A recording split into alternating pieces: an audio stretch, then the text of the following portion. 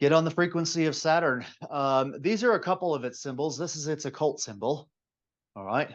This is what it's kind of known esoteric symbol, actually, esoteric symbol, and this is what it's occult symbol. All right.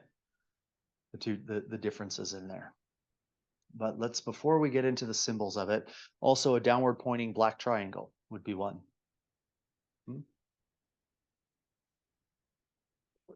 Okay. Wasn't it Saturn that well, as the story goes, kept eating its children? That's not nice. Not very nice, is it? Right? And then No. his wife said, "Boy, enough of this." And so instead of eating Jupiter, fed him a stone, right, that he thought was Jupiter.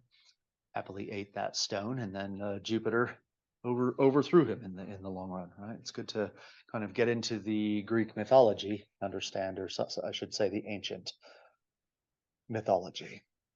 Now, here's a curious thing. Today, Saturday, comes from Saturn, but listen, it's not all reaping and death and those sorts of things. All right. I want you to understand that there is a dualistic aspect to it. The two cards that go with it.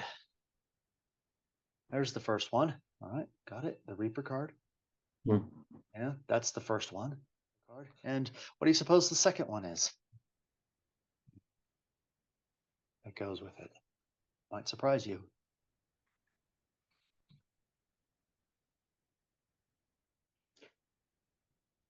Yeah.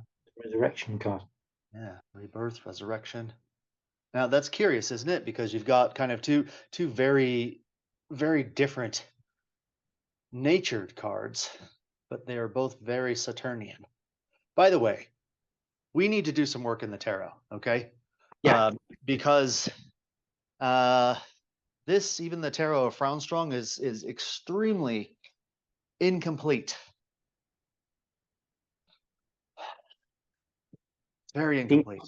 I'm not talking about because it's missing two cards, first of all, in the major arcana.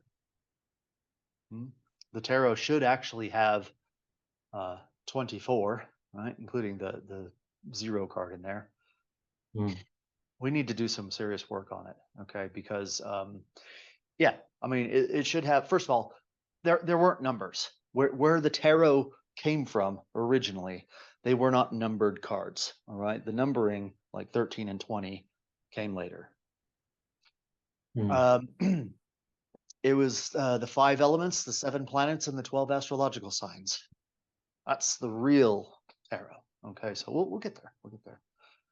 That's a whole long work, though, in and of itself, isn't it? Yeah. But in any event, those are the 2 cards that would go with Saturn. Shall we read the descriptions? I think we should. Yeah. Yeah. Get you in tune with it. I'll just use the mini version of it. You have one of these in your tarot book? Yes. 13, the Reaper. Words to associate with this card: infallible, testing, promised, certain, watch, reality, premonition, cancellation, fatality, incomplete, due, as in D-U-E, something due, ineffectual, the regulation, significance. This card states, as ye sow, so shall reap ye. And it is the messenger of time. Well, there you go, right? It's the messenger of time. Chronos. Yeah. Chronos. That's what that is. I mean, the symbology is pretty apt in it. You've got the skeleton with the scythe, right? The sickle, the reaper is what it's called. Saturn was part of the sowing and reaping cycle in ancient times. All right, when Saturn began to, what is it, in October, when it's like, you know, most vivid in the sky? It's the time of harvest, time when you begin to pick those things that you planted. Okay. Yeah. What are some other symbols that might go with? Oh, first of all, let's read 20 because it's also very apropos to this. Okay, the resurrection, words to associate with this card.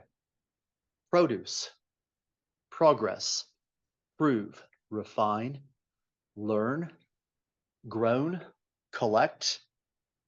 You understand the drift there, right? You're starting to see Mm. that this is kind of to do with the other side of the harvest. It's not just the reaping, not just the separating the tares from the wheat, if you will. Significance. The resurrection card speaks of spiritual reward according to one's genuine effort. It says that nothing can be gained by accident, but all is earned by the continual refinement of one's attitude, understanding, and the constant building of character.